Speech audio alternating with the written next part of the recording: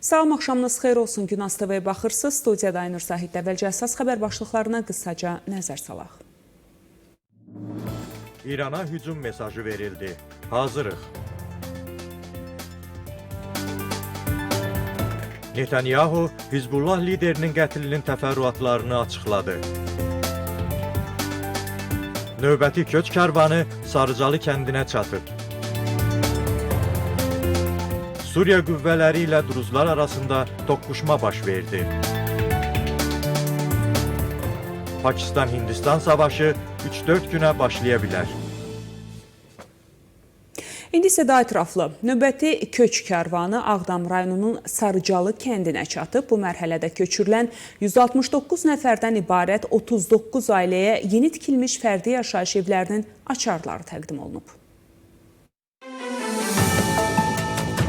Qeyd edək ki, hazırda Qarabağda və Şərqi Zəngəzurda ora köçürülən keçmiş məcburi köçkünlərlə yanaşı bu bölgədə aparılan layihələrin icrasında çalışan, həmçinin ayrı-ayrı dövlət qurumlarının yerli bölmələrində xidməti vəzifələrini yerinə yetirən, yenidən fəaliyyətə başlamış səhiyyə, təhsil, mədəniyyət, turizm, sənaye, energetika müəssisələrində işləyən ümumilikdə 40 mindən çox insan yaşayır. Davam edirik. İran Təhlükəsizlik və Kəşfiyyat qurumları ilə əlaqəyə girərək İsrail rəsmilərinə qarşı terror hücumu edilməsi planlarında iştirak edən İsrailli tacir 73 yaşlı Muti Maman 10 il azadlıqdan məhrum edilib. Bundan əvvəl İsrailin Bərşəb bölgəsinin məhkəməsi 73 yaşlı taciri 2024-cü ildə 2 dəfə İrana getməkdə və əcnəbi kəşfiyyatçılarla əlaqəyə girməkdə təqsirli bilib. Məhkəmə Muti Mamanın maddi qazanc xatirinə bu işə razılıq verməsini və İranın bölgədəki proksi qüvvələri olan Hizbullah və Hamas üzvləri ilə birgə cinayət törətməyə cəhd etdiyini bildirib. Məhkəmə hakimi Bani Sagi deyib ki, təqsirləndirilən şəxsin törətdiyi cinayətləri etiraf etməsi və peşmançılıq ifadəsi onun cəza müddətinin təyin edilməsində nəzərə alınıb. İsrail İranın nüvə silahı əldə etməsinə imkan verməyəcək. Bunu İsrail Müdafiə Naziri İsrail Katz deyib.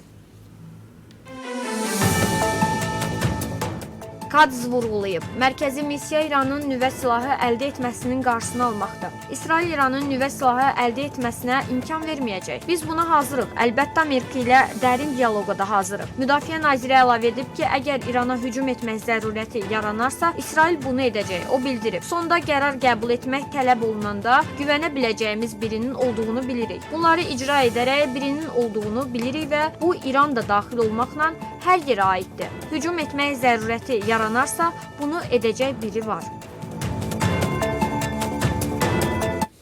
2023-cü ilin mayın 1-dən 2024-cü il aprelin 27-sinə kimi İranda baş verən iş qəzaları nəticəsində 2079 nəfər həlak olub, 16273 nəfər isə yaralanıb.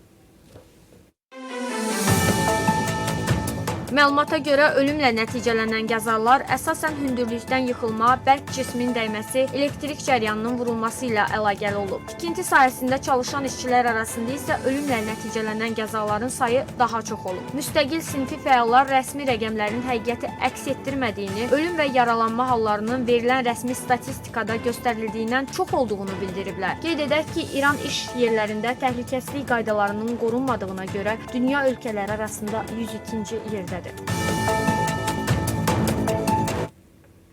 İsrailin baş naziri Benyamin Netanyahu Hizbullah lideri Həsən Nəsrullahın öldürülməsi ilə bağlı təfərrüatları ilk dəfə açıqlayıb.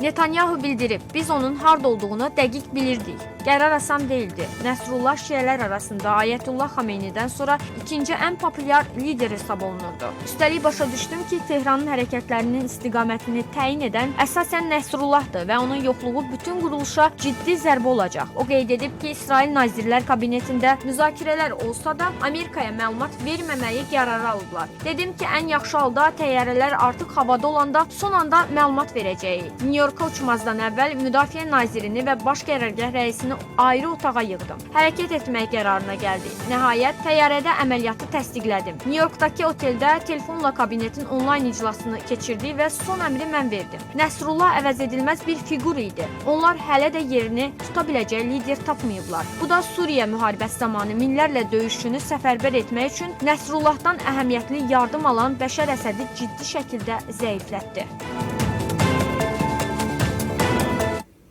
Aprelin 29-da çərşənbə axşamı Dəməşqin cənub ətrafında yerləşən Cəramana qəsəbəsində Suriya Təhlükəsizlik Qüvvələri ilə Druzi silahlı qruplaşmalar arasında silahlı toqquşmalar baş verib.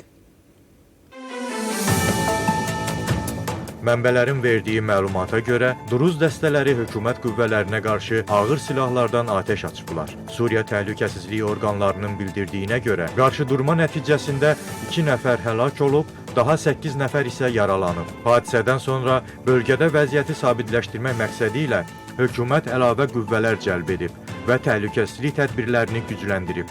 Eyni zamanda İsrail mediası yazır ki, qarşıdurmalar nəticəsində ən azı 4 Druz döyüşçüsü ölüb. Gərginliyin əsas səbəbi isə sosial şəbəkələrdə yayılan və Druz şeyxinə aid olduğu iddia edilən Məhəmməd Peyğəmbərə qarşı təhqiramiz ifadələr yer alan bir audio yazının yayılması olub. Davam edirik. Pakistanın Müdafiə naziri Xavaca Asif Hindistanla 3-4 gün ərzində müharibə başlaya biləcəyini deyib. Pakistan Müdafiə Naziri bildirib, biz üfüqdə müharibənin yaxınlaşdığı faktına zehni olaraq hazır olmalıyıq. Müharibənin yaxın 2, 3 və 4 gündə başlaya biləcəyinə dair çox real ehtimal var. Latviya, Ukraynaya daha 1500 ədəd döyüş dronu göndərib. Bu barədə Latviyanın Müdafiə Nazirliyi məlumat yayıb. Dronlar Ukraynaya dəstək məqsədi ilə yaradılmış beynəlxalq dron koalisiyası çərçivəsində verilir. Qeyd edək ki, dron koalisiyası 2024-cü ildə Birləşmiş Krallıq və Latviya tərəfindən yaradılıb. Daha sonra Avstraliya, Almaniya, Danimarka, Kanada, Litva, Niderland, Norveç, Polşa, Ukrayna, İsveç və Estoniya da bu təşəbbüsə qoşulub. Koalisiyanın məqsədi Ukraynaya pilotsuz uçuş aparatlarının istehsalı və tədarükündə yardım göstərməkdir. Belə, hörmətli tamaşaçılar, bu saata çatdıracağım əsas xəbərlər bunlar idi. Görüşmək ümidi ilə salamat qalın.